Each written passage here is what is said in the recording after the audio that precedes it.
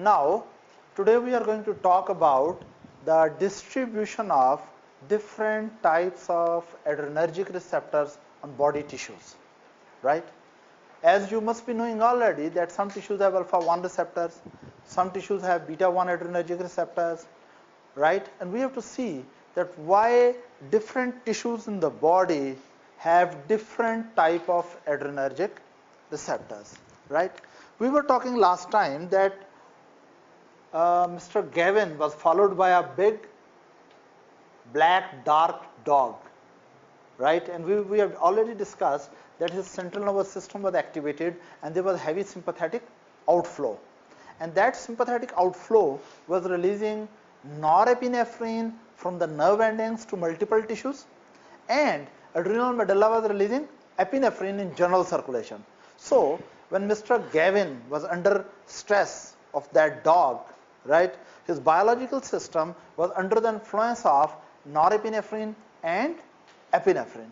Now, when epinephrine and norepinephrine will act on different tissues on the body and work on the different organs on the body, they should modify the performance and function of the different tissues in such a way that those organs and tissue which help to fight the stress, those organs should be stimulated.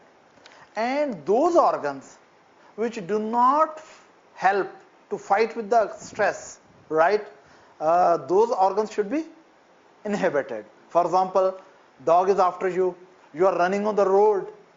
Now, heart can help you by increasing cardiac output. So heart should be stimulated. Opposite to that, GIT, at that very moment, that is not the time to digest the chicken piece you ate 1 hour back.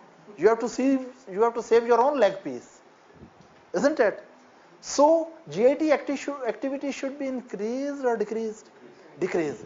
So by this example, what I'm saying, when we are under stress and sympathetic nervous system is firing, a lot of norepinephrine and epinephrine is being released in our biological system. Epinephrine and norepinephrine is going to work on multiple tissues through adrenergic receptors. And adrenergic receptors should alter the body organs and tissue system function in such a way that those organs which help to fight the stress, they should be stimulated. And those organs which do not help you to fight the stress or flight from the stress, those organs and tissues should be inhibited. So we can say that biological response to sympathetic stimulation, right? We say biological response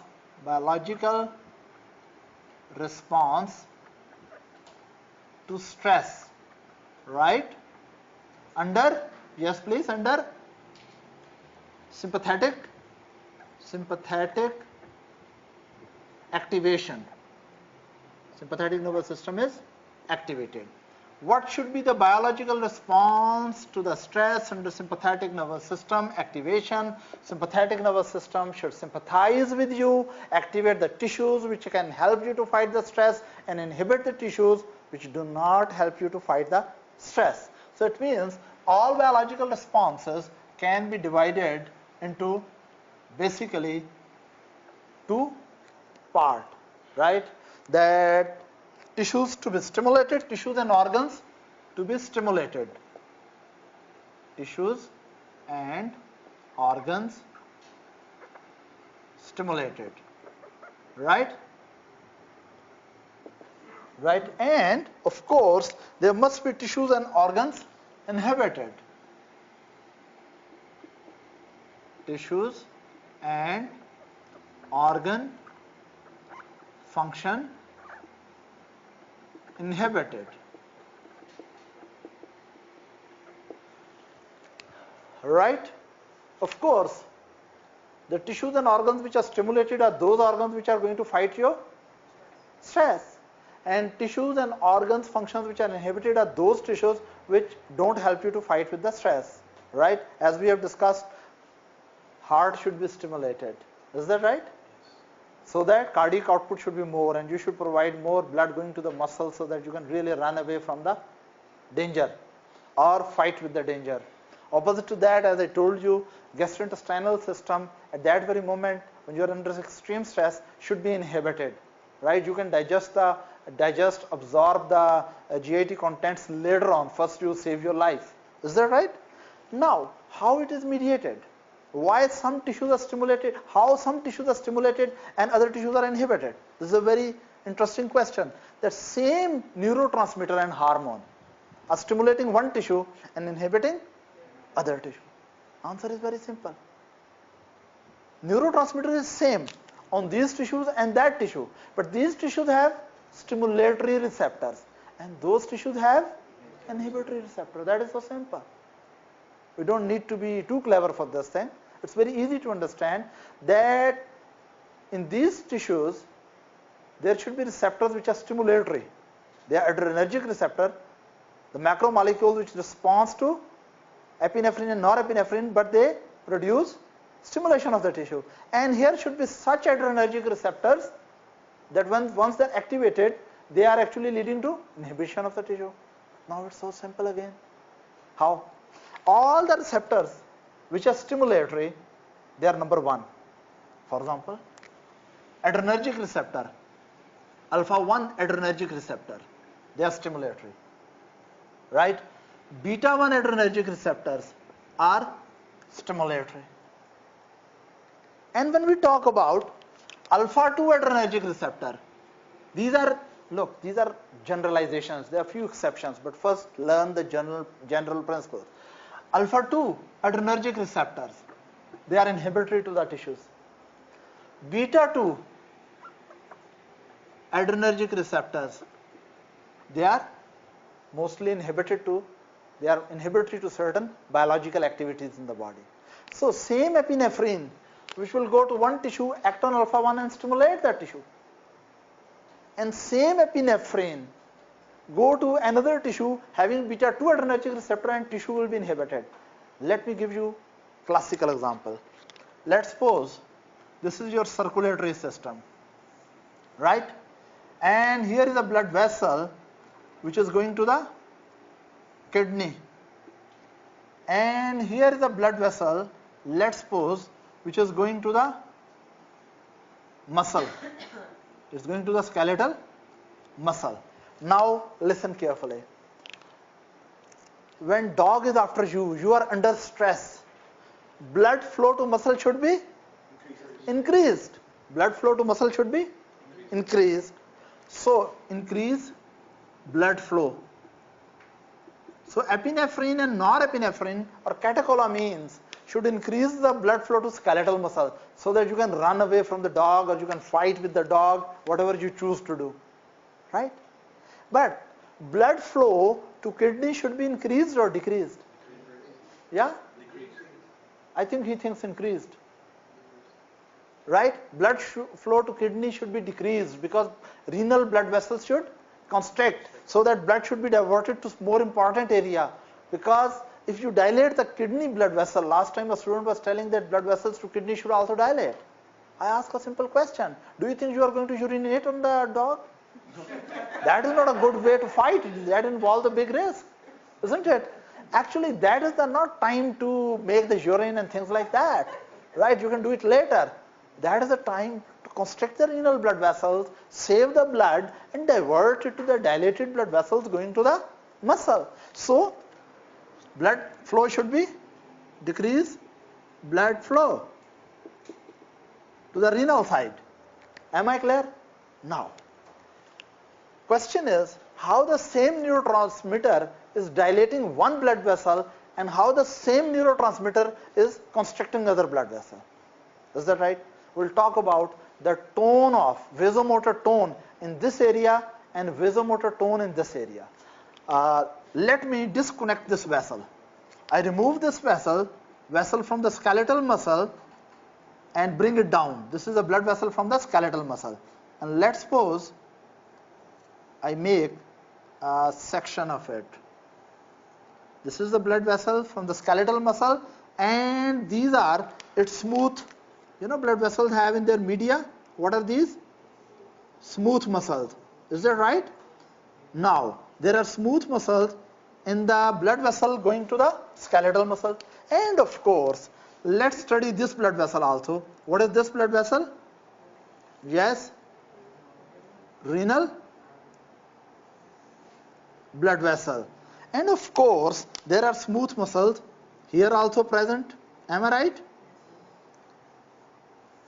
Now, the concept which we have to develop is that under the same influence of the same neurotransmitter, why the renal blood vessels constrict and why skeletal muscles blood vessels, yes, dilate, right? Because if we take a container, and dip these blood vessels into this container, and this container is having a fluid rich in epinephrine and norepinephrine. Epinephrine, yes, and norepinephrine. Now, there's a lot of epinephrine and norepinephrine into this fluid.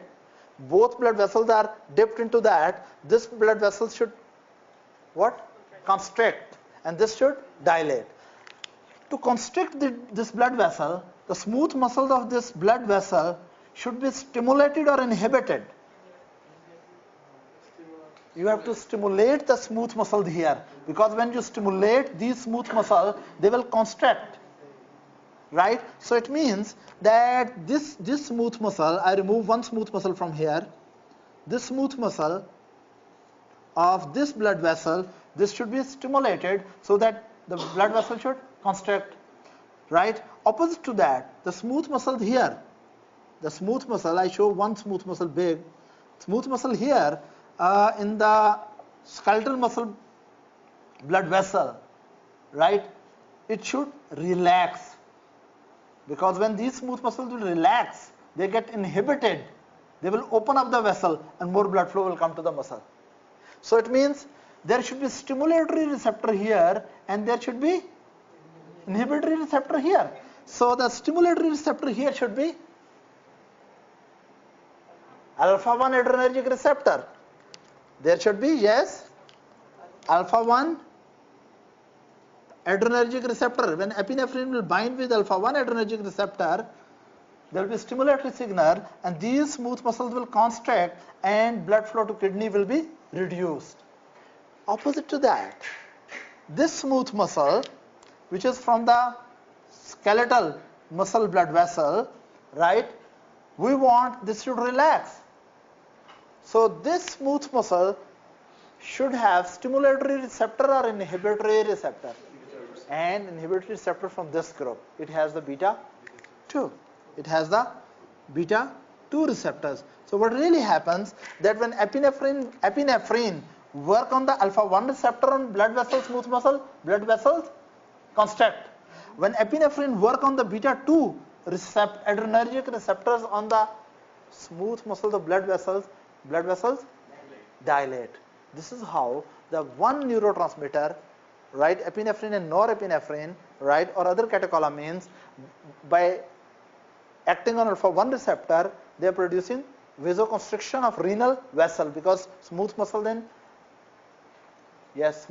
renal vasculature are stimulated and they constrict. Opposite to that, there are beta 2 receptors present on skeletal muscle vasculature, right? So when epinephrine and norepinephrine work on the beta 2 receptor, especially epinephrine, when it work on the beta 2 receptors on the smooth muscle of blood vessels dilate.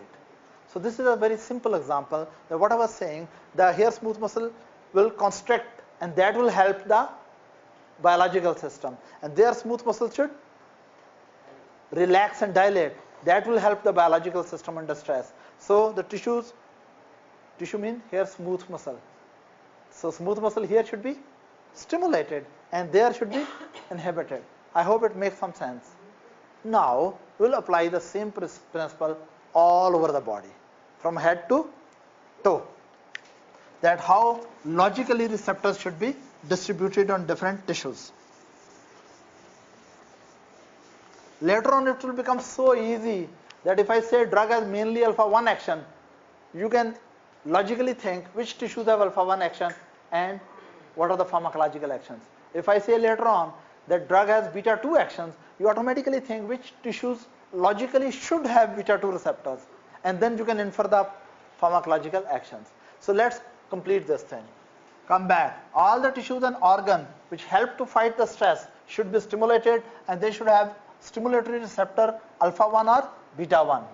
All the tissues which do not help to fight with the stress should be inhibited, right? And they should have inhibitory adrenergic receptors alpha 2 or beta 2. Is that right? Now, after that, we will make a general statement here, right? One general statement. The general statement here which we are going to make is that all the tissues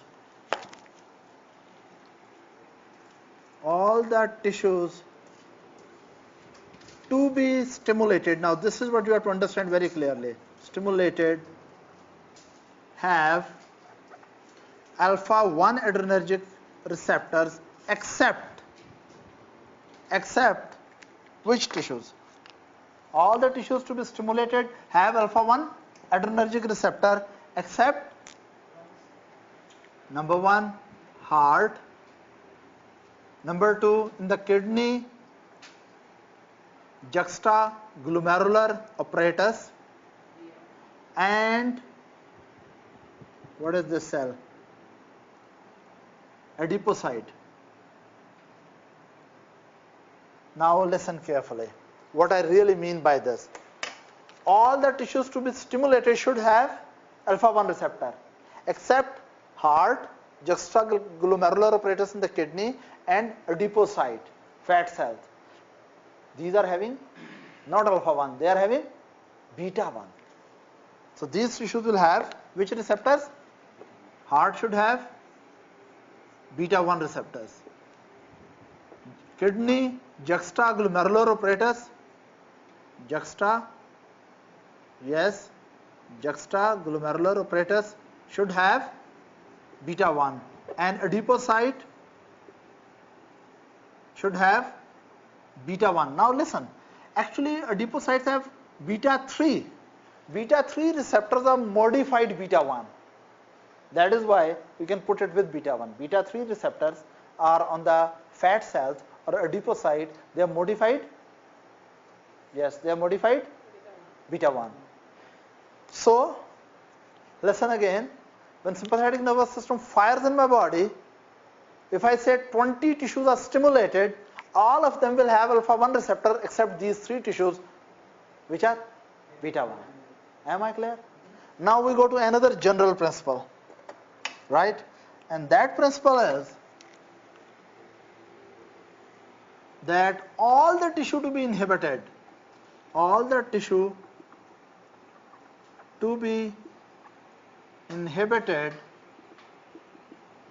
should have,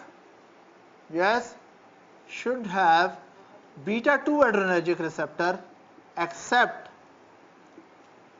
following which have alpha 2, except presynaptic nerve endings, except presynaptic nerve ending which have alpha 2 adrenergic receptor, plus platelets which have alpha 2 receptors, plus insulin producing cells. Which are insulin producing cells? Insulin producing cells. These are beta cells of pancreas, but they have alpha 2. They have alpha 2. Do you think in stress you need more insulin or less insulin? Oh my God, my friend is saying that there should be more insulin. So what happened? Dog bark at you, lot of insulin come, glucose go into cell, you develop hypoglycemia and you become like this in front of dog. It's not a very good approach, isn't it? Because you need a lot of, in stressful circumstances, you need your brain to work. And brain needs oxygen, of course with oxygen, brain needs a lot of glucose. And to keep the glucose supply to the brain, you have to keep the blood glucose level high. And for that purpose, you should release more glucose from the liver and you should not release insulin, and insulin should not push the glucose into cells, peripheral cells. Am I right? So it's very logical that when you are under stress, you need more glucose for the brain, right? Do you need to release massive amount of insulin? No. So insulin releasing cells should be stimulated or inhibited? Inhibited. So naturally they will have which cells? Which receptors? Inhibitory receptors. What receptors are now choice? Alpha 2 or beta 2? But I said in this general rule, all the tissues to be inhibited have beta 2 receptors except these three. So it should have alpha 2. I hope this is making some sense up to now. Right? Now, start studying the real tragedy which is going on, dog after you, and okay, here you are.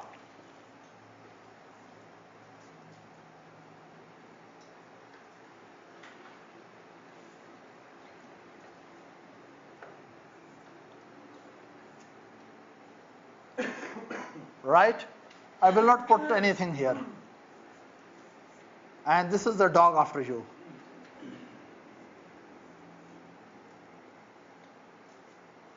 And look his tail, aggressive. He is very happy he caught you. He is about to catch you. I think it should be in action also. I don't know how to make dog in action, but anyway. So it's rapidly coming to you. Right? It's coming to you. Right? Now we have to see from here up to here, what are the changes in your body? Is that right? By under the influence of adrenergic system. Right? Now we start from the top. What about your hair? Under stress, what should happen to your hair? I'm not talking about my hair. Yes. They stand up. Why? Why hair should stand up and how they can help you to fight with the stress? Yeah. Actually, you know what happened? It's a lower animal response. We have evolved from lower animals, even though we think other things, right? In the lower animals, you have seen when those cocks fight, the husbands of the hens, when they fight, what they do? They make their hair like this. What they are doing? They are trying to increase their apparent size and scare the other enemy. So under stress, in jungle life, there are two types of stress. Number one, you are fighting with other animals. So your hair should stand up, right? And you try to apparently increase your size and scare the other animal. And secondly, another stress is really very cold weather, right? So the hair should stand up and air should be trapped and some temperature isolation. So what really happens under stress? Hair stand up still. Is that right? So again, under the stress, hair should stand up, and you know that if this is the skin, here is your, what is this? Hair follicle, and here is your beautiful hair, right? Now, there is a muscle here, we call it erector pili. This muscle should be stimulated or inhibited? It should be stimulated to erect the hair. It should be stimulated. Can you tell me which receptor should be there? Alpha 1. There's no need to memorize the things. Make it a sense out of it. So, here are alpha 1 adrenergic receptors. Am I clear? Now we come down, of course, under the hair. But I'm always, sometimes I cannot understand. Some women make their hair like straight up. I don't know what they are. Either they are doing it to scare someone, or it's an attitude to self-protection, right? But someone should guide them that they may scare some good things. Okay. So after that, here we come down, right? If you come down, there are eyes. Now in the eyes, there should be some changes which should help you to fight with the stress. So let's talk about eyeball and what happens to the structures in eye to under stressful circumstances and how your adrenergic system is operating. First of all, about the pupil of the eye. Pupil should constrict or dilate. Dilate. What is the advantage of dilating the pupil? Actually, jungle environment, the real stress is when someone attacks you in darkness. Right? So in evolution, the response has been maintained that when you are under stress in a dark environment, right, pupil should dilate so that you can absorb more and more light and you can see more clearly. For this purpose, let's draw your beautiful eye here, and there are two types of muscles here. These are dilator pupillae, you know it. These are radial muscles. These are dilator pupillae. And here you have, yes, what are these smooth muscles which are circular? These are, of course it is not ciliarus. How you will study pharmacology if you put ciliarus here? I will tell you later.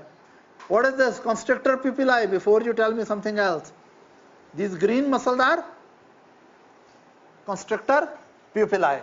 So there is dilator pupillae and there are constrictor pupillae, right? Now under stress, pupil should constrict or dilate? Yes, it should dilate, right? And if pupil should dilate, yes, if pupil should dilate, then this dilator pupillae muscle, the radial muscle, dilator pupillae muscle should be inhibited or stimulated? It should be stimulated, because this red dilator pupillae, if it is stimulated, it will pull the pupilla open, right? So on this, on the dilator pupillae, the receptor should be stimulatory or inhibitory? Stimulatory. Which receptor should be there? Alpha 1. Is that right?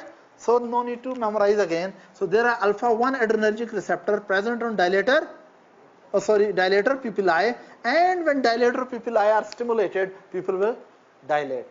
Is that right? Pupil will dilate.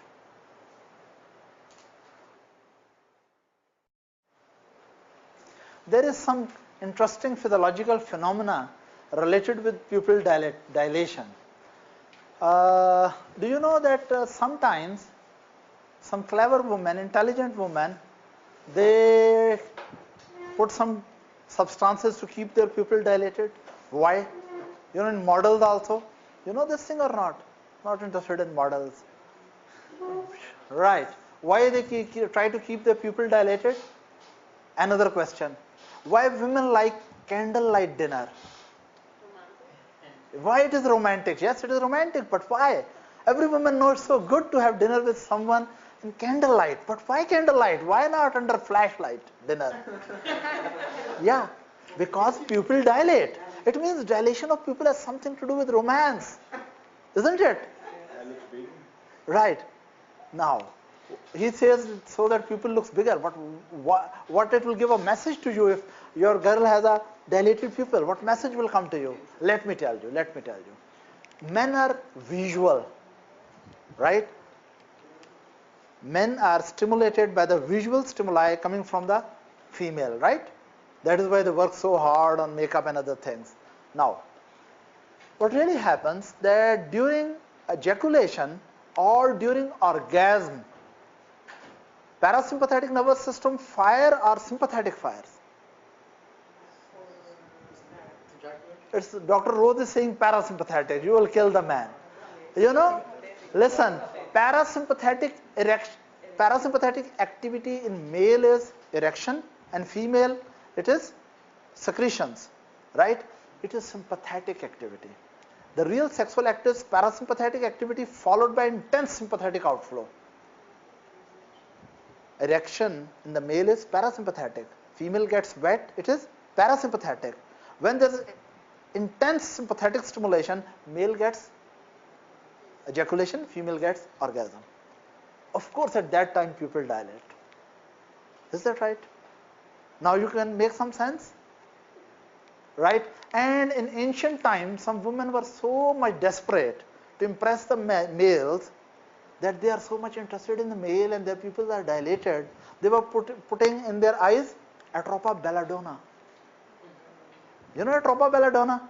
That will dilate the pupil. But the mechanism of atropa belladonna we'll discuss in some other lecture, right? That dilates the pupil. So what women do, they put the drops of atropa belladonna there, right? And that is why belladonna means beautiful woman. Beautiful woman was using atropa belladonna, atropa for beautiful woman, right? So this is very common thing that women, when they're going to see their male whom they love, they put some atropa belladonna there, and pupil will dilate, and male will feel somewhere in their message coming to their unconscious mind that she is so much happy with me, right? And the real situation is this, that after putting atropa belladonna, ciliaris muscle is paralyzed and male looks very blurred. I don't know, that may help some women to tolerate the situation, right? Am I clear to you? No problem into this, right? So let's come back. So dilated pupil for the candlelight is a good thing. Dilated pupil for model women who model for the fashion shows, they put something to dilate, that is good, right? So what I want you to remember, that sympathetic nervous system dilates the pupil, right? In darkness, in stress, and even at intense sexual experience. Now let's move forward. And even in fear, pupil dilate. Intense fear, pupil dilates. Now we move forward. What about ciliaris muscle? What happens to ciliaris when you are under intense stress? Dog is after you. Is that right? Dog is after you, you are under intense stress. Sympathetic nervous system is firing. Not only pupil should dilate, but there should be one more change in the eyeball. The next change in the eyeball is that you are supposed to focus the lens for near vision or far vision. When you are under stress, you want to run away. You should focus for near vision or far vision? Far vision. Is that right? So under stress and sympathetic overflow, lens of the eye should be accommodating for far vision. So lens should be thin, it should be thick, globular or thin. Lens should be globular or lens should be in A position or lens should be in B position. It should be like this for far vision, because if lens become globular, then it is focus for near vision. If lens become flattened, it is focus for far vision. So it means sympathetic nervous system intense stimulation should focus the eyes for far vision, so that you can really look far and run away where to run away, right? But the thing is that how it really happens, how lens is flattened. This is the function of ciliaris muscle. So let me tell you, where is ciliaris? So next time you don't say that constrictor pupillae is ciliaris.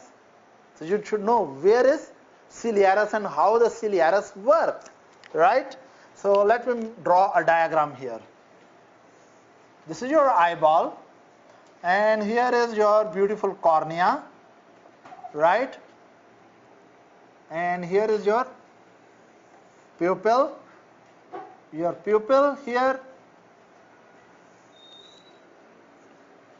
Now, you already know that muscle here is constrictor pupillae. Please don't confuse this with ciliaris. Ciliaris muscle is present over here. Ciliaris muscle is present over here. Now, this is your lens. Here is your lens, and these are the which ligaments? Suspensory ligaments or zonules, right? These are the suspensory ligaments or called zonule. Here is your lens.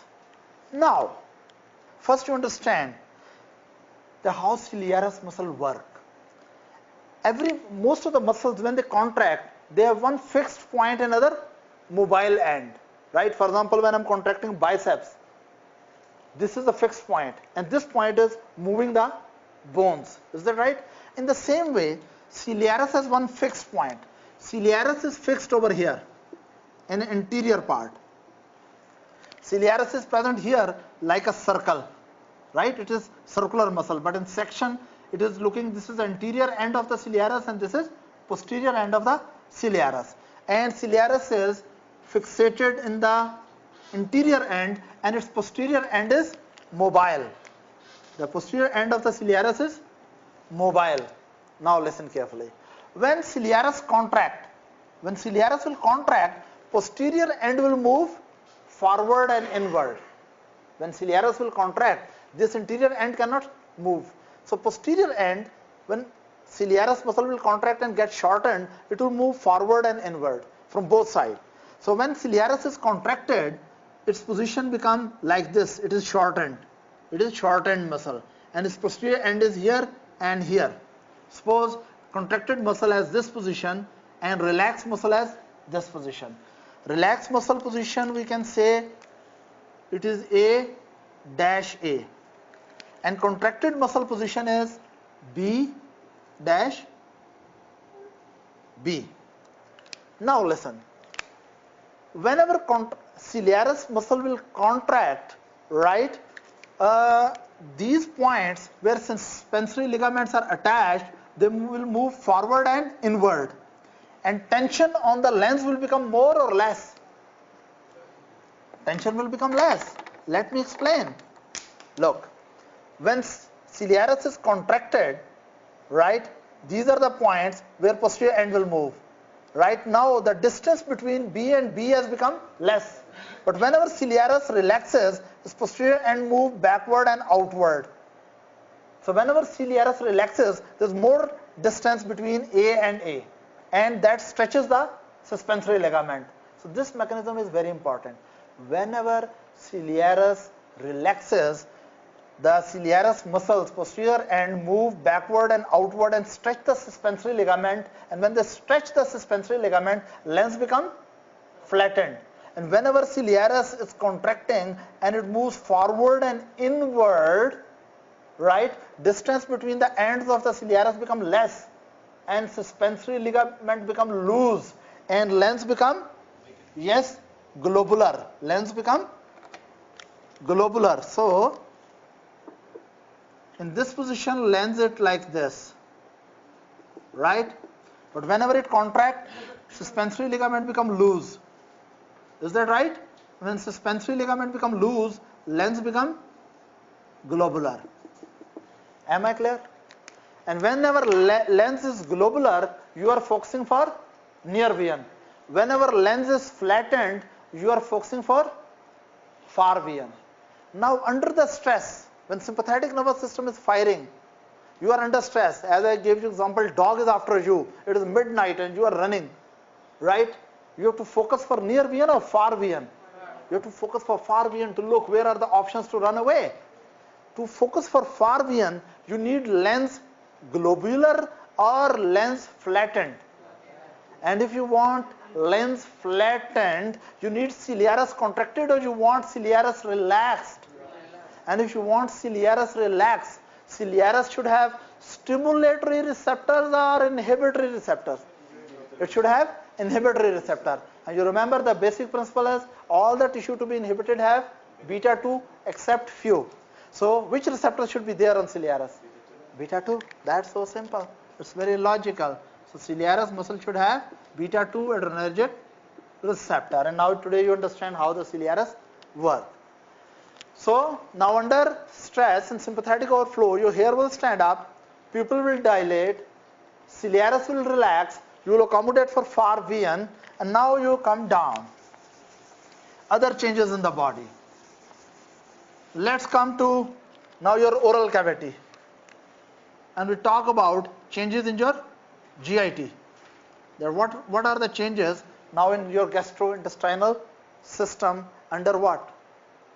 Under sympathetic overflow, right? Let's draw the part of gastrointestinal system, and we have to see that what changes will be there.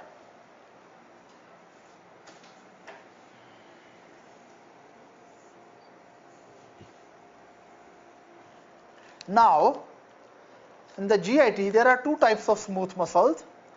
There are longitudinal smooth muscles and there are circular smooth muscles. First we talk about the muscles. Circular smooth muscles are especially very well concentrated at sphincters. You know, there's pyloric sphincter, and you must be knowing there's ileocecal sphincter, and some of you may be knowing there is anal sphincter. So these sphincters are there in GIT, isn't it? And let's suppose here I draw the longitudinal muscles. Actually, circular muscles and longitudinal muscles are present throughout. Longitudinal muscles are mainly responsible for peristalsis. Longitudinal muscles are mainly responsible to initiate the peristalsis. Then circular also participate in peristalsis. We will not go into that detail. I just want to know one thing, that when dog is after you, you are under stress. The circular smooth muscles in the sphincter should relax or contract? Relax. You want that you will throw something and horrify the dog? Very bad. It's unfair with the dog. Dogs have human rights also. Don't throw things like that. Under stress, it's not the time. I mean, right. So sphincter should contract or relax. Anal sphincter should be tight under stress. Even though sometimes autonomic nervous system under stress dysfunction and you pass urine out or something else. Right? It more often happens in the baby. That's a dysfunction of nervous system. Normally, in a fully developed, mature autonomic nervous system, under stress, sphincters should tighten up. No one should know what's going on. Isn't it? Not even dog. So, of course, when dog is after you or you are under stress, GIT is not going to help you to fight with the dog. So this tissue should be inhibited. Its activity should be inhibited. To inhibit all activity in the GIT, there are multiple steps. First of all, sphincters should tighten up. Right? If sphincters are tightened up, so this is inhibited or stimulated? They are stimulated. The smooth muscles are stimulated. And if these smooth muscles are stimulated, there should be stimulatory receptors or inhibitory receptors? Stimulatory. So which receptors should be there? Alpha 1 adrenergic receptors. That's great. So there are alpha 1 adrenergic receptors on sphincters. No problem to remember it. And what about these longer muscles, longitudinal muscles? Longitudinal muscles responsible to initiate the peristalsis. Under stress, you want more peristalsis, or you can digest things later on and absorb later on? Yeah, so these muscles should be stimulated or inhibited? Inhibited. And which receptors should be there? Stimulatory or inhibitory? Inhibitory. And which receptors should be there? Beta 2. Do you think you need to really memorize it? It all makes logic. Beta 2 adrenergic receptors. Right? Now we come to the blood supply to GIT. Right? Suppose this is your general circulation and this is a mesenteric artery coming to GIT. Right? To give the blood supply to GIT. I cut it here. And here is, yes. Here is your blood vessel going to GIT. And of course, this blood vessel should have smooth muscles in its media, isn't it? Am I right? Now, do you think under stress you need more blood supply to GIT or less? Less, because you have to save blood from GIT and divert it maybe to the muscles, which can help you to fight with the dog or fly away from the dog. Is that right? So, you want more blood supply coming to GIT and less? Less. Because if there's less blood supply, there will be less secretions, there will be less absorption. We can do these things later, digestion and absorption of the chicken piece. As I told you previously, first we have to save our own leg piece from the dog. So, what really happens, we have to reduce the blood supply to GIT. To reduce the blood supply to the GIT, smooth muscles in the media should constrict or relax. They should constrict. If they should constrict, they should be stimulated or inhibited. If they are stimulated, which receptors should be there? Alpha 1. I don't know. Why people try to memorize it? Alpha 1 adrenergic receptor. It's so logical. In the GIT, in the sphincters, there should be alpha 1. Right? In the GIT, other muscles, they can be beta 2. On the GIT blood flow, mesenteric vessels, they should be alpha 1. They should constrict under stress. No problem? Clear? Claro? Okay, this was something about GIT. And in the same way, when blood supply to GIT is reduced, secretions will be also reduced, because glands need blood supply to produce their secretions. That is why under stress, your mouth becomes dry. You know, when you are under stress, your mouth becomes dry, because saliva becomes less. Blood vessels to salivary glands have constricted. There's no fun in explaining it anymore. Is that clear? Okay. So we have seen the hairs will stand up, pupil will dilate, eyes will accommodate for far vision, right? And GIT motility will be reduced. Thank God sphincters will be tightened up and blood flow to GIT will be reduced to diverted to skeletal muscles. Any question up to here? Then we go down. GIT we have discussed. Let's come here. There are lungs and the heart. You want to discuss sympathetic activity in the lungs first or a heart first? It's up to you. Heart first. But which comes first coming down? Lungs. So we do lungs first and then go to the sympathetic activity on the cardiovascular system. So let's talk about respiratory system. So what are the changes in the respiratory system under sympathetic overflow? One thing is very simple. When sympathetic overflow is within the central nervous system, that will stimulate the respiratory center and respiratory rate will be increased. This is one thing. Secondly, when dog is after you, when you are under stress, you need more oxygen or less oxygen? You need more oxygen, right? And if you need more oxygen and you will be producing more carbon dioxide, so you need to remove. Look, now to circulatory system, you have to provide more oxygen and you have to remove more carbon dioxide which is being produced when you are running in front of the dog, right? So under stressful circumstances, we need more gases going to the lungs. Is that right? For this purpose, what do you think? Bronchioles should constrict or dilate? Dilate. Let's see. I will make a section of this part of the bronchial tree. I will make a section here.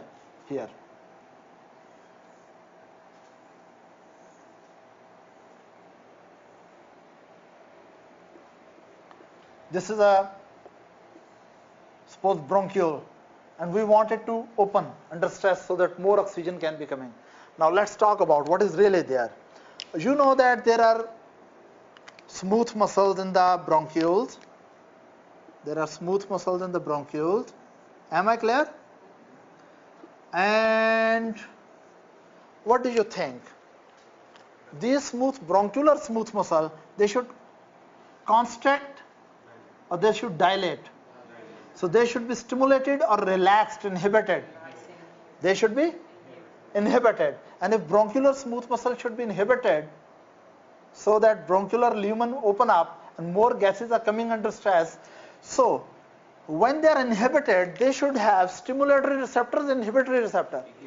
So which receptors should be there? Beta 2 receptors. So bronchial smooth muscle has beta 2 receptors. There is no trick in that. Beta 2 adrenergic receptors. Bronchial smooth muscle have beta 2 adrenergic receptors.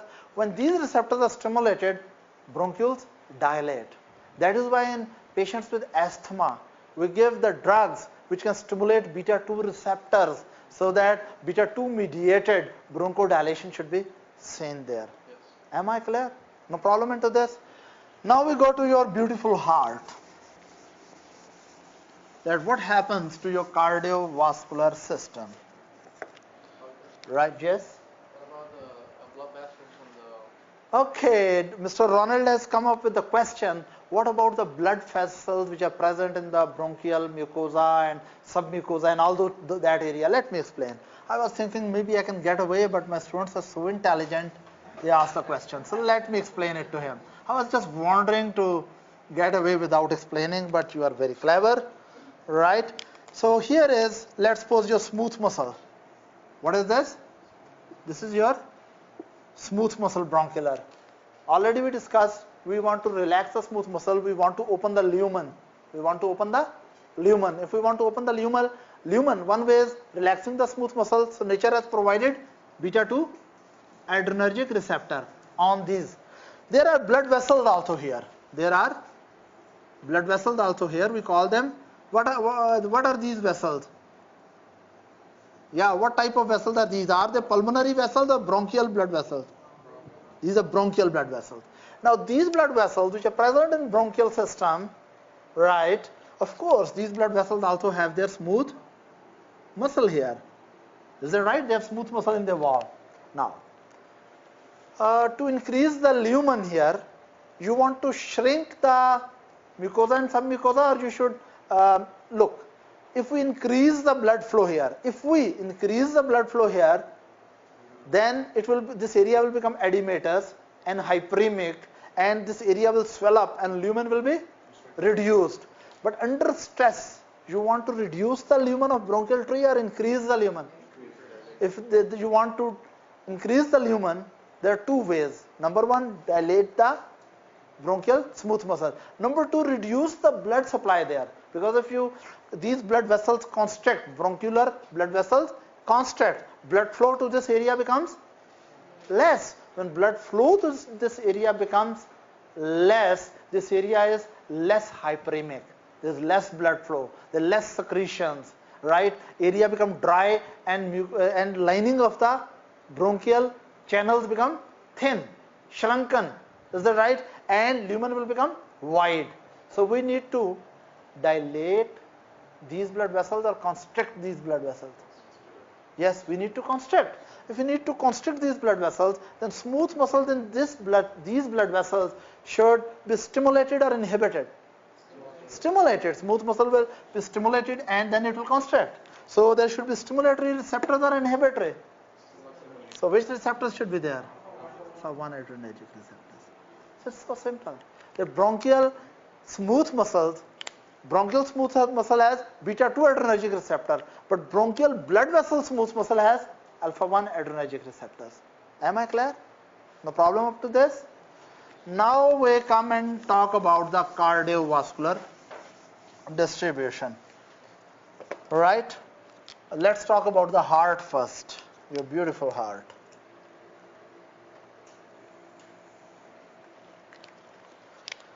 Here are your atria,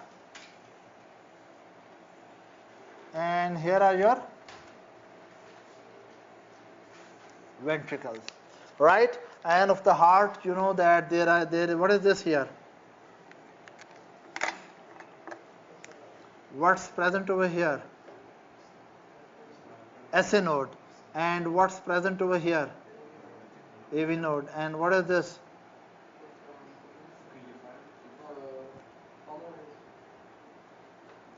This is bundle of hairs, AV node, bundle of hairs, and bundle branches, and then Purkinje fibers. There's no problem up to this? Perfectly okay?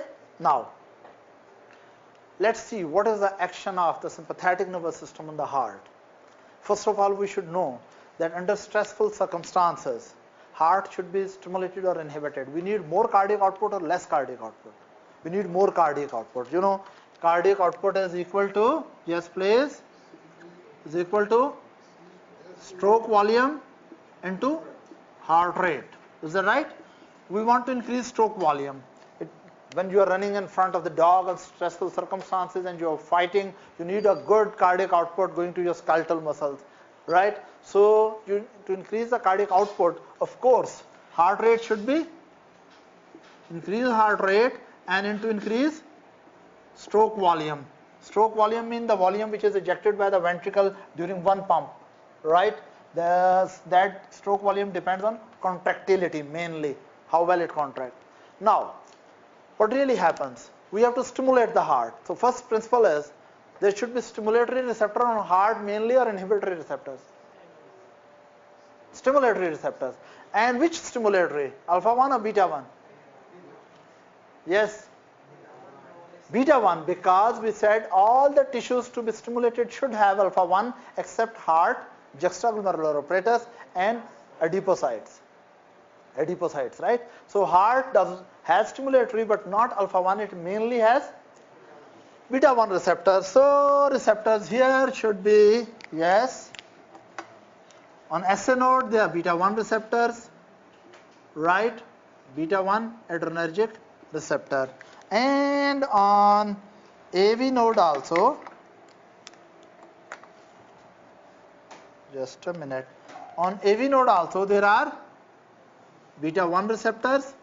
In Purkinje system also there are beta 1 receptors, and of course on the atrial muscle and ventricular muscle there are also beta 1 adrenergic receptor. So heart is well decorated by beta 1 receptors.